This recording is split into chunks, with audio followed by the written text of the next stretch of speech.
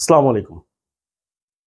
1996 সালে Samuel P Huntington একজন গবেষক। উনি গবেষণা করেছিলেন বিশ্ব রাজনীতি সম্পর্কে এবং অভূতপূর্ব একটি বই লিখেছিলেন, যেটা বিশ্ব বাজারে খুব আলোড়ন তৈরি করেছিল।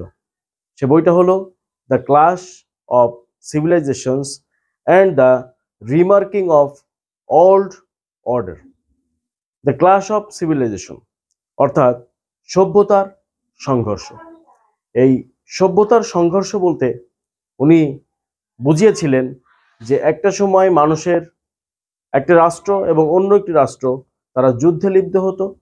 সেই যুদ্ধের কারণ ছিল অর্থনৈতিক, অথবা রাষ্ট্র দখল করা, অথবা দেখা যাচ্ছে যে বিভিন্ন সামাজিক কারণেও কিন্তু তারা যুদ্ধে লিপ্ত হতো। কিন্তু এখন যে যুদ্ধটা হচ্ছে এটা হলো সাংস্কৃতিক এবং ধর্মীয় যুদ্ধ।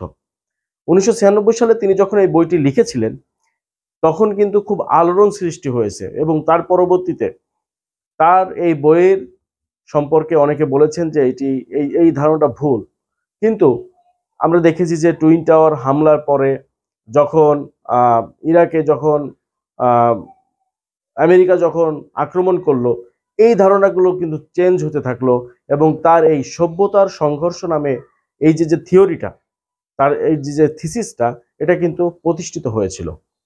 তাহলে এই যে যিনি সাংস্কৃতিক এবং ধর্মীয় যুদ্ধ, এই সভ্যতার সংঘর্ষ বলতে যে সাংস্কৃতিক এবং ধর্মীয় যুদ্ধটা তিনি বুঝিয়েছেন, এটা আসলে কি? এই সাংস্কৃতিক যুদ্ধটা কিন্তু আসলে মূলত ভাষা, সংস্কৃতি বা ঐতিহ্য নিয়ে যে যুদ্ধটা, সেটাকে তিনি বুঝিয়েছেন।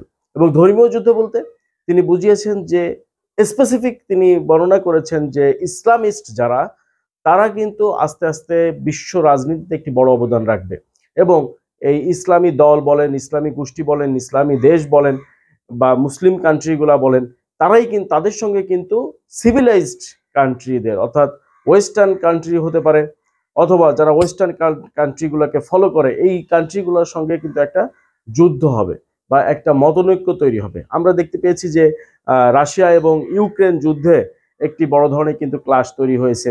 সেখানে তুরস্ক তারা কিন্তু আপনার ন্যাটোর তারা কিন্তু পক্ষ নিয়েছে, ইরান তারা কিন্তু আবার আপনার পক্ষ নিয়েছে রাশিয়ার। এইভাবে কিন্তু একটি ক্লাশ তৈরি হয়েছে এবং এই ক্লাশটা আস্তে আস্তে একটি ধর্মীয় যুদ্ধের দিকে যাচ্ছে।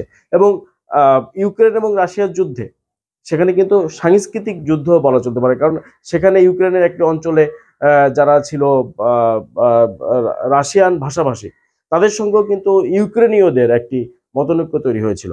সুতরাং এই যে সাংস্কৃতিক যে একটা এবং ধর্মীয় যে একটা যুদ্ধ, এই যুদ্ধের দিকে কিন্তু আমরা আস্তে আস্তে ধাবিত হচ্ছি। তাহলে আমরা এই সাবকন্টিনেন্টে আমরা কি এর থেকে বাইরে? আমি মনে করি যে এখন দেখেন ভারত, তারা কিন্তু একটি মৌল হিন্দুবাদ, এবং আমরা বাংলাদেশ সহ ভারতীয় এই অঞ্চলে কিন্তু মুসলমানদের একটা বিরাট আধিপত্য রয়েছে। তাদের একটা অংশ, আমি আবার বলছি কথাটা, একটা অংশ তারা কিন্তু ইসলামিস্টদের সেভাবে তারা গ্রহণ করতে পারছে না। আবার কিছু মুসলিম কান্ট্রিতেও কিছু মুসলিম মানুষদের ভিতরেও কিন্তু ইসলাম বিরোধী কর্মকাণ্ড পরিলক্ষিত হয়। তাহলে এখানেও কিন্তু একটি ইসলামিস্ট পার্টিদের, যারা ইসলামিক দল বা ইসলামিক ভাবে ইসলাম যারা চর্চা করে, তাদের সঙ্গে কিন্তু একটা ক্লাসের দিকে অন্যদের যেতে পারে বা যাওয়ার একটা আছে, সম্ভাবনা তৈরি হয়। তো আপাত দৃষ্টিতে আমরা সারসংক্ষেপে এটা বলতে পারি।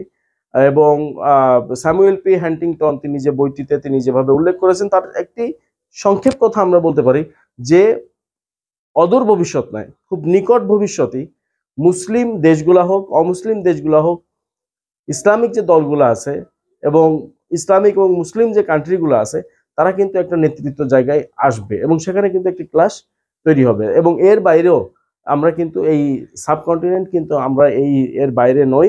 সুতরাং এই যে ধর্মীয় আচার রীতি এবং সাংস্কৃতিক যে চর্চা, সেখানে ইসলামিক ধ্যান ধারণা আস্তে আস্তে মানুষের মাঝে প্রতিষ্ঠিত হবে এবং এইটা আমরা যদি দেখি তাহলে দেখবো যে খুব বেশি দিন নয়, ইমিডিয়েটলি কিন্তু এটা আরো বেড়েছে।